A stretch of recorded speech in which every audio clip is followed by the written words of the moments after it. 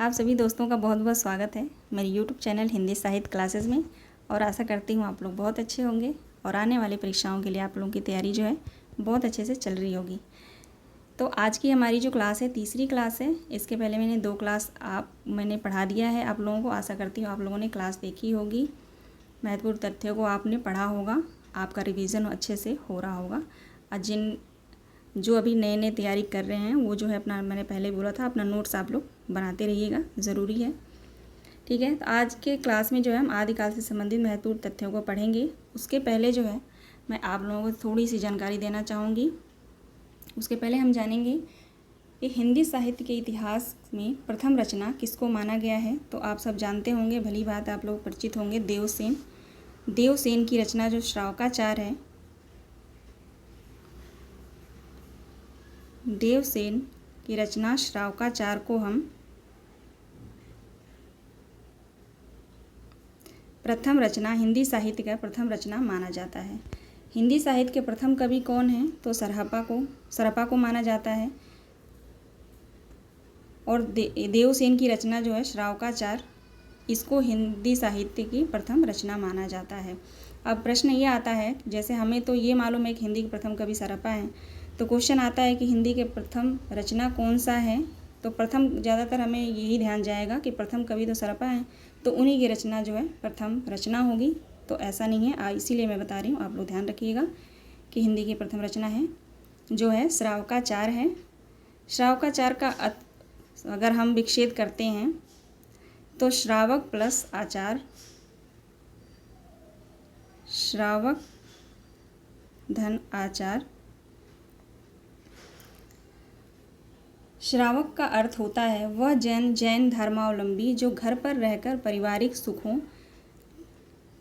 सुखों का भोग करते हुए जैन धर्म को अपना लेते हैं, और उसे ही जैन धर्म को जो अपना लेते हैं परिवार में रहकर, उन्हें ही श्रावक कहा जाता है।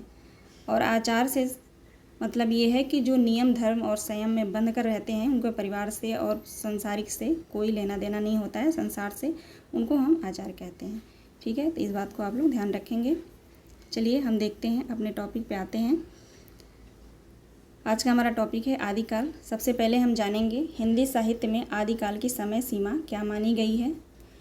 जैसा कि आप सभी जानते हैं, हिंदी साहित्य में आदिकाल की समय सीमा लगभग 8वीं शताब्दी से 8वीं शताब्दी से लेकर 14वीं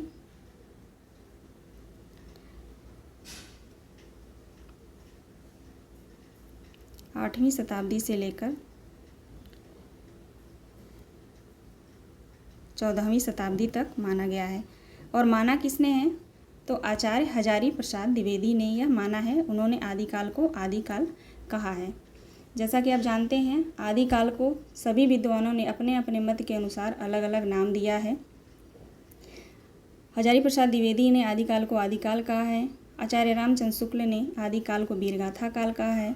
विश्वनाथ प्रसाद मिश्र ने जैसे कि वीरकाल कहा है। ठीक है, तो ऐसे ही हर विद्वानों ने अपने अपने मत के अनुसार आदिकाल का जो है नामकरण किया था। अब बात आती है कि आदिकाल को वीरगाथा काल, आचार्य रामचंद्र शुक्ल ने वीरगाथा काल क्यों कहा, जिसके बारे में हम अब आगे पढ़ेंगे। चलिए देखते हैं।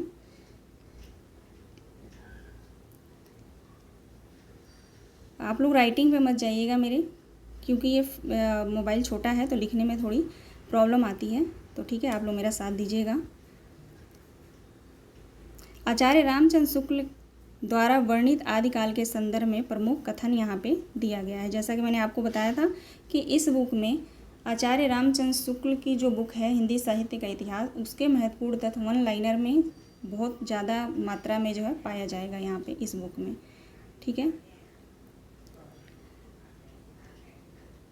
देखते हैं अगला पॉइंट क्या दिया है। प्राकृत की अंतिम अपभ्रंश अवस्था से हिंदी साहित्य का आविर्भाव माना जा सकता है। शुक्ल जी कहते हैं प्राकृत की अंतिम अवस्था से जो है प्राकृत की अंतिम अपभ्रंश अवस्था से ही हिंदी साहित्य का आविर्भाव माना जा सकता है। अगला पॉइंट है हिंदी साहित्य का आदिकाल संवत 1050 से लेकर संवत 1375 तक, अर्थात महाराजा भोज के समय से लेकर हमीर देव के कुछ पीछे तक का समय माना जाता है। आप पीछे तक का समय याद रखेंगे, महाराजा भोज के समय से लेकर हमीर देव के कुछ पीछे तक के समय को जो है माना जाता है। तो आचार्य रामचंद्र शुक्ल ने हिंदी साहित्य के अंतर्गत आदिकाल का समय सीमा क्या माना है? तो संवत 1050 से लेकर संवत 1375 और महाराजा भोज के समय से लेकर हमीर के समय के कुछ पीछे तक। ठीक है, चलिए आगे चलते हैं। आगे है राजाश्रित कवि और चारण जिस प्रकार नीति, श्रृंगार आदि के फुटकल दोहे राजसभाओं में सुनाया करते थे, उसी प्रकार अपने आश्रयदाता राजाओं के परिक्रमणपूर्ण चरित्रों या गाथाओं का वर्णन भी किया करते थे। यही संबंध परंपरा रासों के नाम से पाई जाती है, जिसे लक्ष्य करके इस काल को आचार्य रामचंद्र शुक्ल ने वीरगाथा काल कहा है। ठीक है, जैसे कि राजाश्रित कवि जो होते थे, उस समय जो राजा पे आश्रित जो कवि होते थे, वो नीति के दोहे, श्रृंगार दोहे, फुटकल दोहे जो है सुनाया करते थे सभाओं में, क्योंकि उनके जीविकोपार्जन का वही एक उनका जो है उसी से जो है सुना करके अपना जो जीविकोपार्जन करते थे, उनके धन की आवश्यकता जो है उसी से पूर्ति होती थी। उसी प्रकार अपने आश्रयदाता जो राजाएं थे, जो राजाओं पे वो आश्रित होते थे, उनके पराक्रमपूर्ण जो वीरता थी, उनकी वीरता का भी गुणगान करना पड़ता था। ये युद्ध में भी उनके साथ जाते थे, उनकी गाथाओं का भी वर्णन ये किया करते थे। यही प्रबंध और परंपरा रासों के नाम से पाई जाती है। जैसे कि रासों में जो ग्रंथ आते हैं, परमाल रासों, चंद्रबरदाई का पृथ्वीराज रासों, आप लोगों ने पढ़ा होगा। इसी के बेस पर जो है आचार्य रामचंद्र शुक्ल इसी को लक्ष्य करके जो है इस काल का नाम जो है वीरगाथा काल नाम रखा है। आशा करती हूँ आप लोगों को इतना जो है समझ में आया होगा। चलिए आगे देखते हैं। अपभ्रंश नाम पहले पहल वल्लभी के राजा धार सेन द्वितीय के शिलालेख में मिलता है। अपभ्रंश नाम सबसे पहले कहाँ मिलता है? तो वल्लभी के राजा धार सेन द्वितीय के शिलालेख में मिलता है, जिसमें उसने अपने पिता गुहासेन, उस शिलालेख में जो है जिसने अपने पिता गुहासेन किसके पिता थे? तो धार सेन द्वितीय के, जिसका ये संवत दिया गया है विक्रम संवत 650 के पहले की बात हो रही है। गुहासेन के संस्कृत, प्राकृत, अपभ्रंश तीनों का कवि कहा है। धार सेन द्वितीय ने अपने पिता के बारे में क्या कहा है? तो वो किस भाषा के जो है विद्वान थे? संस्कृत, प्राकृत और अपभ्रंश तीनों के जो है कवि थे, कवि विद्वान थे। ठीक है, आगे चलते हैं। सिद्धों का उद्धृत रचनाओं की भाषा देश भाषा मिश्रित अपभ्रंश या पुरानी हिंदी की काव्य भाषा है। सिद्धों के उद्धृत रचनाएं जो हैं, रचनाओं की भाषा देश भाषा मिश्रित अपभ्रंश या पुरानी हिंदी की काव्य भाषा है। पुरानी हिंदी की व्यापक काव्य भाषा का ढांचा सौर सेनी प्रसूत अपभ्रंश अर्थात ब्रज और खड़ी बोली यानी पश्चिमी हिंदी का था। पुरानी हिंदी का व्यापक काव्य भाषा क्या था? सौर सेनी प्रसूत यानी मिक्स जो अपभ्रंश भाषा थी, अर्थात ब्रज और खड़ी बोली को मिला के ब्रज भाषा होता है, जो पश्चिमी भाग में बोला जाता है ना, उसको यहाँ पे दिया गया है। ब्रज और खड़ी बोली पश्चिमी हिंदी का था। आगे देखते हैं। आध्यात्मिक रंग के चश्मे, ये कथन है आचार्य रामचंद्र शुक्ल का। इस कथन को जो है बहुत चर्चित है, आप सभी लोग जानते होंगे। आध्यात्मिक रंग के चश्मे आजकल बहुत सस्ते हो गए हैं, उन्हें चढ़ाकर जैसे कुछ लोगों ने गीत गोविंद के पदों को आध्यात्मिक संकेत बनाया है, वैसे ही विद्यापति के इन पदों को भी। यह आचार्य रामचंद्र शुक्ल का महत्वपूर्ण कथन है। आगे देखते हैं। अब यहाँ पे महत्वपूर्ण पंक्तियाँ दी गई हैं। ये पंक्तियाँ क्वेश्चन जो है, यहाँ से क्वेश्चन बहुत बनते हैं, पूछे जाते हैं टीजीटी पीजीटी में भी, नेट जेआरएफ में भी, असिस्टेंट प्रोफेसर में भी। यहाँ से जो पंक्तियाँ जो है आती हैं, तो आप लोग जो है इन पंक्तियों को ज़रूर, आप लोग याद तो नहीं होगा, कीवर्ड्स इसमें से ढूंढने पड़ेंगे तभी याद हो पाएगा ये। ठीक है, चलिए देखते हैं महत्वपूर्ण पंक्तियों को। पहला है, जो जिड़ सासड़ भास्यव सो भई कहऊ सारू, जो पाइल सही भाव करी सो सरी पायो पारू। ये पंक्तियाँ किसकी है? देवसेन की है। और कहाँ से ली गई है? श्रावकाचार्य जो इनका ग्रंथ है, उस ग्रंथ से जो है ये पंक्तियाँ ली गई हैं। जो जिड़ सासड़ भासो। आप ये पंक्ति जो है इसको कई बार आप रटेंगे, जो जीर्षासड़ भासो। इससे जो है आपको देव याद रखना है कि ये रचना जो है देवसेन की है और श्रावकाचार्य से जो है लिया गया है। या तो आप कीवर्ड में इसको ले सकते हैं, पाइल को, ठीक है, पाइल और पावई, पाइल और पावई, इन दोनों वर्ड्स को ले सकते हैं आप। आगे देखते हैं, अगला है पंडित सहल बत बखाड़ई देहई रुद्र वसंत न जाई अमड़ागमड़ ड़तेन बिखंडी तो भी विलज्जई भाषण हऊ पंडई। ये जो पंक्तियां हैं सरहपा की हैं।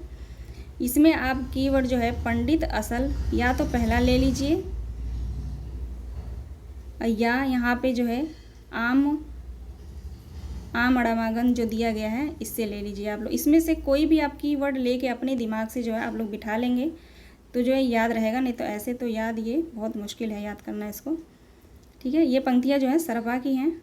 आगे देखते हैं, जहि मन पावन न संचरई रवि ससिनाहि पवेश ही वत चित्त विषाम करू सरेहे कहई उवेश। ये पंक्तियाँ जो हैं ये भी सरापा की ही हैं। अब इसमें आप लोग कीवर्ड रवि ले सकते हैं, सीमान, रवि और सीमान, रवि ले सकते हैं, चित्त सीमान, इतना ले सकते हैं, चित्त सीमान। आगे देखते हैं, घोर आधारे चंदमणि जिमि उज्जोव करे परम महासुख एषु करे दुरीय अशेष हरे। ये भी सरपा की पंक्तियां हैं। इसमें जो है महासुख आप लोग ध्यान रखेंगे, महासुख जहाँ पे आएगा सरपा की पंक्तियां रहेंगी। आगे है, काया तरुवर पंच विडाल, फेमस पंक्ति है, लुइपा की है ये। भाव न होई अभावण जाई, ये भी लुइपा की है। भाव काया तरुवर यानी कोवे से याद रखिएगा, कावा तरुवर पंच विडाल, लुइपा की है। भाव न होई अभाव, भाव और अभाव, भाव और अभाव को आप लोग याद रखेंगे क्योंकि ये अपभ्रंश भाषा है ना, अपभ्रंश में लिखा गया है, तो ये मिलती जुलती जो है इनकी पंक्तियाँ, इनका जो लैंग्वेज है मिलता जुलता रहता है, तो बहुत कन्फ्यूजन होता है, तो कीवर्ड से ही आप लोग इसको याद कर सकते हैं। आगे है, सहजे थर करी वारण साध वारुड़ी साध, वारुड़ी से आप लोग याद रखेंगे, विरूपा का है ये, वारुड़ी, वारुड़ी साध, वारुड़ी आप लोग याद रखेंगे, ये पंक्तियाँ विरूपा की हैं। आगे है, एकड़ की जय मंत्रण तंत, ये कढ़ापा की है। एकड़, ये एक और अलग दिया है तो ये इसको आप लोग याद रखेंगे, एकड़ आएगा तो कढ़ापा की है ये, कढ़ापा, ये जो यहाँ पे दिया गया है बीच में, कढ़ापा की पंक्तियाँ हैं ये। आगे है, हालो डोबी तो पुंछम सद्भावे सदगुरु आप बये जाई पुण्य जिड़ राव। कढ़ापा की जो पंक्तियाँ हैं ना, वो पंक्तियाँ जहाँ पे भी आएंगी उसमें र वर्ड जो है वो ज़्यादातर आप लोगों को दिखाई देगा। जैसे ड़ यहाँ पे भी है, यहाँ पे भी है, ठीक है, तो आप लोग इससे जो है इसको पहचान लेंगे। आगे देखते हैं, भला हुआ जो मारिया, ये हेमचंद्र की है, ये पंक्तियाँ जो है हेमचंद्र की है। भला हुआ जो मारिया, पिय संगम कौ निदड़ई, पिय संगम कौ निदड़ई, ये भी हेमचंद्र की है।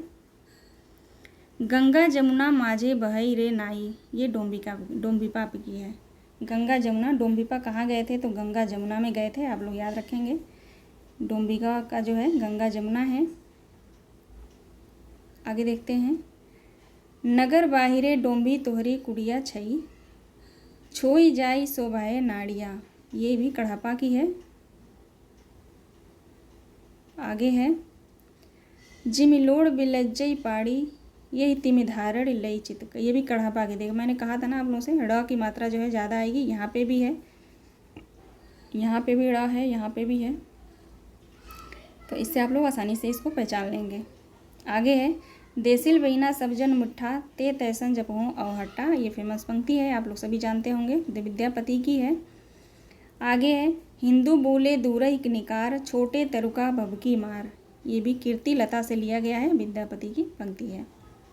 आगे है, मनहु कला संभान कला 1600 बिन्नई विसग कमल स्त्रिग भ्रमर बेनु खंजन मृग लुट्टई। पृथ्वीराज रासो से है ये, पृथ्वीराज रासो से। आगे है विजय घोर निशान रान, विजय घोर निशान रान चौहान दसो दिज। पृथ्वीराज रासो से भी है। आगे है उटट राज पृथ्वीराज, पृथ्वीराज बाग मनो लग वीर नट। ये भी पृथ्वीराज, ये तीनों पंक्तियाँ पृथ्वीराज रासो से ली गई हैं, इसको आप लोग ध्यान रखेंगे।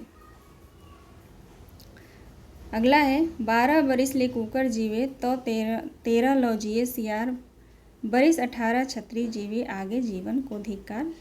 ये जो है जगनिक की पंक्तियां हैं, ये तो फेमस पंक्ति हैं, आप लोग जानते होंगे इसको, सभी लोग याद भी होगा। एक थाल मोती से भरा अमीर खुसरो का है। एक थाल मोती से भरा, दूसरा भी इनका ही है। एक नार ने अचरज किया, ये सारी पहेलियाँ हैं इनकी। गोरी सोवे सेज पर मुख पर डाले केस, अमीर खुसरो का है। ये तीनों पंक्तियाँ इनकी हैं। यहाँ पे भी दिया गया है मेरा जोबना नवेला भयूरे गुलाल, अमीर खुसरो का है। जेहाल मिसकी मुकन तगाफुल रुयाय नैना बयान बतिया, अमीर खुसरो का। ये सारे आसान हैं, ये सब आप लोग जानते होंगे। आगे है सरस वसंत समय भल पावली, पदावली से लिया गया है। पावली को आप लोग याद रखिएगा, पावल से पदावली विद्यापति की रचना, विद्यापति की पंक्तियाँ ये। काल कहल पिय माझी हीरे जाइब मई मारू देश, विद्यापति की है, ये भी पदावली से लिया गया है। जाइब मई मारू देश, ये भी पदावली से लिया गया है। ठीक है, ये हो गई पंक्तियाँ हमारी, यहाँ तक इम्पोर्टेंट पंक्तियाँ हैं, यहाँ से क्वेश्चन पूछे जाते हैं, तो आप लोग इसको जो है देख लीजिएगा और पढ़ते रहिएगा। मतलब बीच बीच में इसको जो है आप लोग रिपीट करते रहिएगा तो याद हो जाएगा। अब देखते हैं महत्वपूर्ण तथ्य दिए गए हैं। प्राकृत भाषा हिंदी का तात्पर्य है प्राकृत की रूढ़ियों में बहुत कुछ बद हिंदी।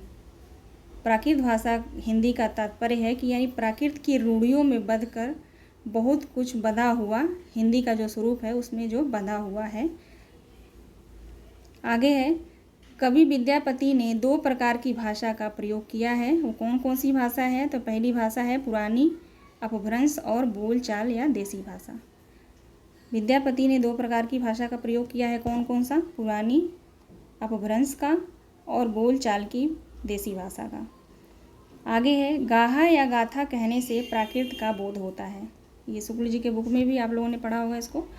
कहते हैं गाहा या गाथा कहने से प्राकृत का बोध होता है, वैसे ही दोहा या दोहा कहने से अपभ्रंश या लोक प्रचलित काव्य का भी बोध होता है। अगला पॉइंट है भरत मुनि ने विक्रम संवत 3री सदी के नाट्य शास्त्र में अपभ्रंश नाम न देकर लोक भाषा को देश भाषा कहा है। भरत मुनि ने नाट्य शास्त्र में अपभ्रंश का क्या नाम दिया है? लोक भाषा नाम न देकर क्या दिया है? देश भाषा। इसको आप लोग ध्यान रखेंगे। नाट्य शास्त्र में क्या नाम दिया है भरत मुनि ने? तो देश भाषा। आगे चलते हैं। अपभ्रंश या प्राकृत भाषा हिंदी की रचना विक्रम की 7वीं शताब्दी से होने लगा था। अपभ्रंश या अपभ्रंश को ही प्राकृत भाषा भी कहते हैं। अपभ्रंश या प्राकृत भाषा जो है हिंदी की रचना विक्रम की 7वीं शताब्दी से जो है होने लगा था, यानी शुरू हो गया था वहाँ से। आगे देखते हैं, यहाँ पे 84 सिद्धों के नाम दिए गए हैं, इसको आप लोग पढ़ लेंगे। पहले जो हैं लुईपा कायस्थ थे, लीलीपा, बीरूपा, डोम्बीपा क्षत्रिय थे, शबरपा, सरहपा। कितने नंबर पे सरहपा आ रहे हैं? तो 6ठे नंबर पे। इतना आप लोग कभी मिलान के लिए आ जाए तो आप लोग ध्यान रखेंगे कि सरहपा जो है 6ठे नंबर पे आते हैं। हम जो सरहपा के बारे में हमें अधिकतर यही ख्याल आता है, क्योंकि जो भी 84 सिद्ध हैं उनमें सबसे फेमस जो है सरहपा हैं, तो हमें याद आता है कि जैसे यही पहले होंगे, लेकिन इसका आप लोग ध्यान रखेंगे कि ये पहले 84 सिद्धों में सबसे पहले कौन आएगा? तो लुईपा, फिर लीलीपा, बीरूपा, फिर डोम्बीपा, सबरपा के बाद आते हैं सरहपा। ठीक है, उसके बाद आएंगे कंकालीपा जो शूद्र थे, मीनीपा मछुआरे थे, गोरच्छपा चौरंगी, बीड़ूपा शांतिपा, ततीपा, चमारीपा, खड़पा, नागार्जुन, कढ़पा और कंकड़िपा और थगड़पा। ये आप लोग याद कर लेंगे, याद तो होगा नहीं, ये पढ़ते रहेंगे, एक बार पढ़ लेंगे आप लोग, ठीक है। यहाँ पे दिया गया है धोम्बिपा, कढ़पा, कंकड़पा, कमरिपा, डेम्बिपा, भदेपा, कुकुरिपा, ठीक है। चलिए यहाँ तक है, आप लोग देख लीजिएगा इसको एक बार, हम आगे बढ़ते हैं। योगिनी को आप लोग देख लीजिएगा, जो 84 सिद्धों में जो 4 योगिनी मानी गई हैं, यहाँ पे इसमें दिया गया है मणिभद्रपा, कनकलपा। इसमें जो है ना मानी तो गई हैं 4, लेकिन इसमें 3 का ही दिया है। मैं आपको क्वेश्चन जब कराऊंगी तो उस क्वेश्चन में जो है मैं चारों का नाम जो है मैं आप लोगों को उसमें बता दूंगी। बाकी जो इसमें 3 है, मेघलपा हो गई, कनकलपा,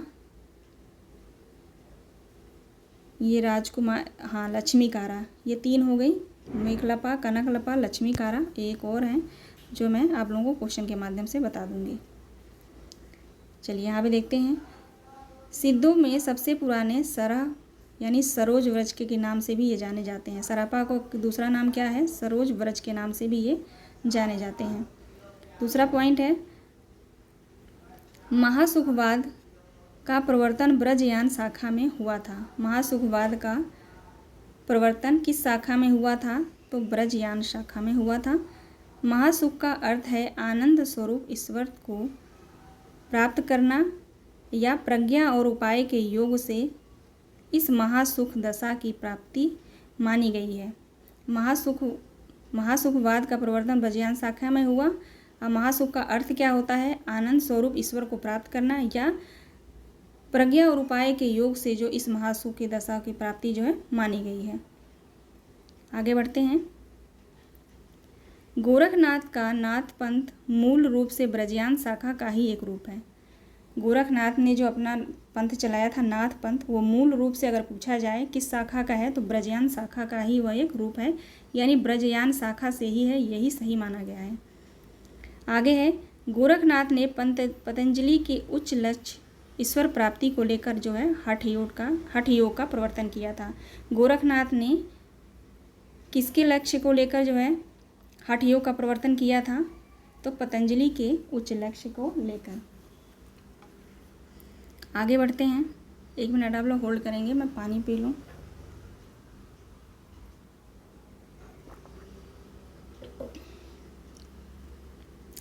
देखते हैं अब आगे।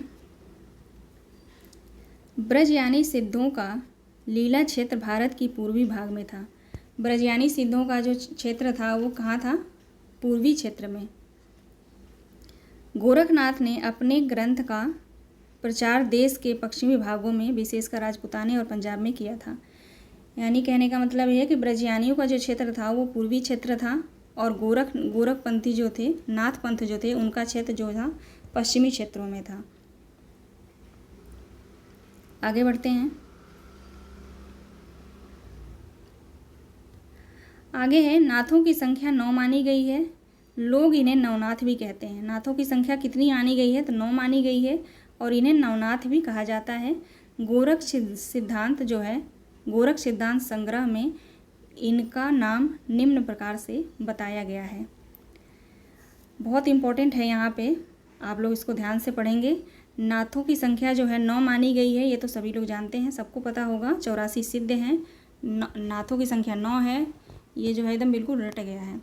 और लोग जो नाथ थे उनको नवनाथ भी कहा जाता है। इनका जो ग्रंथ है गोरख सिद्धांत संग्रह, इसमें जो है इनका नाम निम्न प्रकार के से बताया गया है। यहाँ पे जो है नाम दिए गए हैं, इस नाम को लेकर मिलान वाले क्वेश्चन भी आते हैं और पूछता है कि इनमें से कौन से जो है नवनाथों में कौन से नहीं हैं। यहाँ पे नवनाथों का नाम दिया गया है, नागार्जुन, जड़ भरत, हरिश्चंद्र, सत्यनाथ, भीमनाथ, गोरक्षनाथ, चरपटनाथ या चरपट कह लीजिए, जलंधर और मलयार्जुन।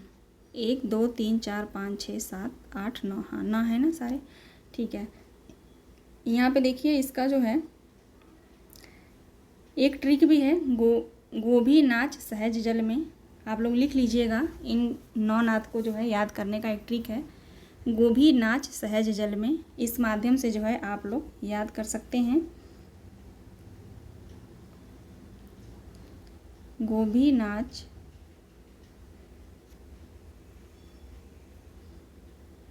सहज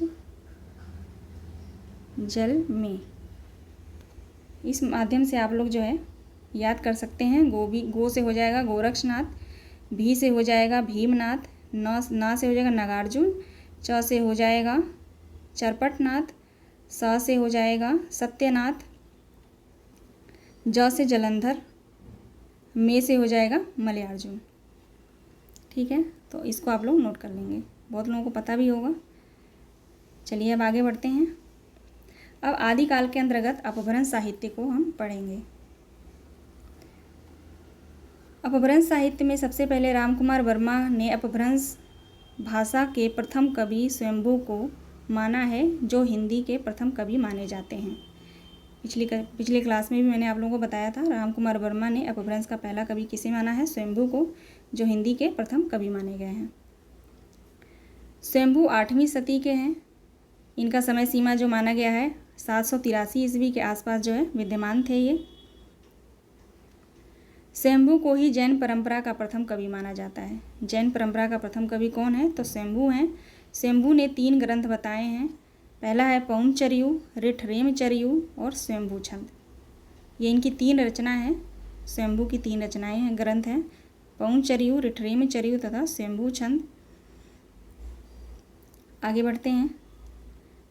स्वयंभू को अपभ्रंश का वाल्मीकि कहा जाता है तथा व्यास भी कहा जाता है। स्वयंभू को अपभ्रंश का वाल्मीकि किसे कहा जाता है? तो स्वयंभू को और व्यास भी कहा जाता है। स्वयंभू को ही व्यास और वाल्मीकि दोनों कहा जाता है इनको। स्वयंभू ने अपनी भाषा को देसी भाषा कहा है। स्वयंभू ने अपनी भाषा को कौन सी भाषा कहा है? तो देसी भाषा कहा है। आगे है, स्वयंभू ने पौंचर्यु को उसके पुत्र त्रिभुवन ने पूरा किया था। जो इनकी रचना है पौंचर्यु, इसको पूरा किसने किया था? तो स्वयंभू के पुत्र जो थे त्रिभुवन ने इसको पूरा किया था। पौंचर्यु में राम के चरित्र का विस्तार से जो है वर्णन किया गया है। पौंचर्यु में किसका वर्णन है? तो राम के चरित्र का विस्तार पूर्वक वर्णन मिलता है।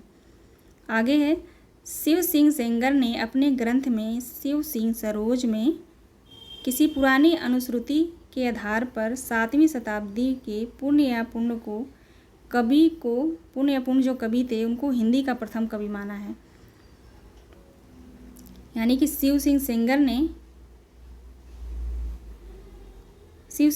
ने अपने ग्रंथ शिव सिंह सरोज में किसी पुरानी अनुश्रुति के आधार पर 7वीं शताब्दी के जो कवि थे पुण्य या पुण्य को हिंदी का प्रथम कवि माना है। तो शिव सिंह सरोज ने हिंदी का प्रथम कवि किसे माना है? तो पुण्य या पुण्य को माना है।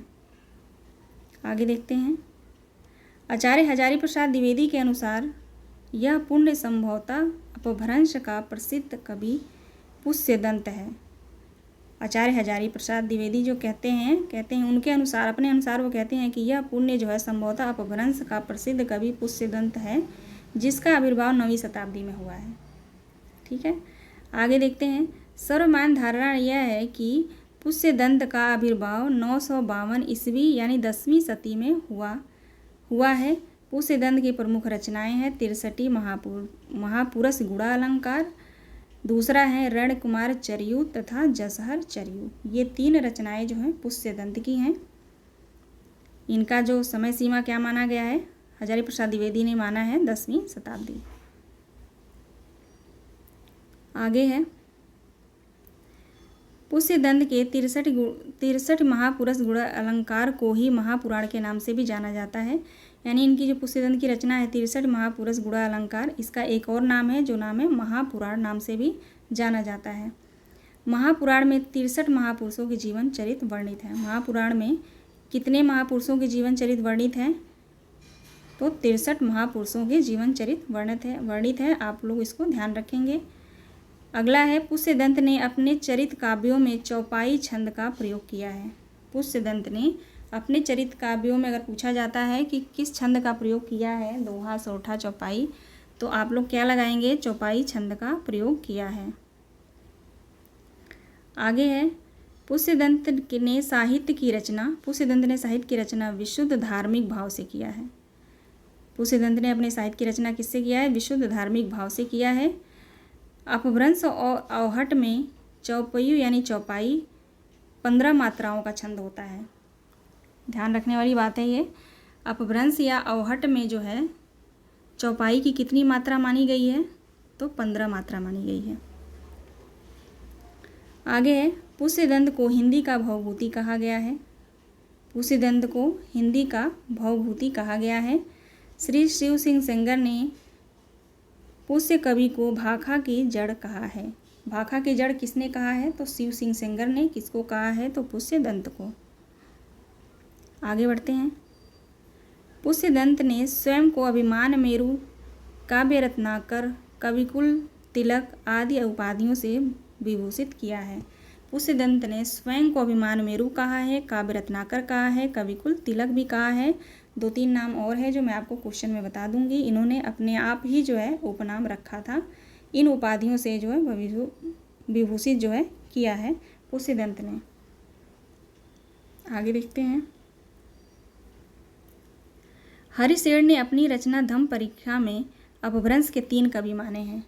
अब आते हैं हरिशेर पे। जैसा कि आप लोगों ने पढ़ा होगा, हरिशेर के अंतिम समय में जब इनकी मृत्यु हुई, करीब 629 या ऐसी है, कोई डेट याद नहीं है मुझे, तो उसी समय सीमा को लेकर जो है हिंदी साहित्य का इतिहास जो है वहीं से जो है माना जाता है। ऐसा आचार्य रामचंद्र शुक्ल ने भी कहा है। तो देखते हैं, हरिशेर ने अपनी धम्म परीक्षा में अपभ्रंश के 3 कवि माने हैं। किसको किसको माने हैं भाई? तो चतुर्भुज को, स्वयंभू को और पुष्यदंत को। स्वयंभू और पुष्यदंत तो याद रहेंगे, ये चतुर्भुज को आप लोग याद रखिएगा। 3 माने हैं हरिशेर ने अपनी धम्म परीक्षा अपभ्रंश में 3 कवि को माने हैं। ठीक है, आगे देखते हैं। स्वयंभू को चतुर्मुख को पगडंडिया बंद का प्रवर्तक तथा श्रेष्ठ कवि कहा गया है। स्वयंभू को चतुर्मुख को पगडंडिया बंद का प्रवर्तक तथा श्रेष्ठ कवि भी कहा जाता है। किसको कहा जाता है? तो स्वयंभू को कहा जाता है।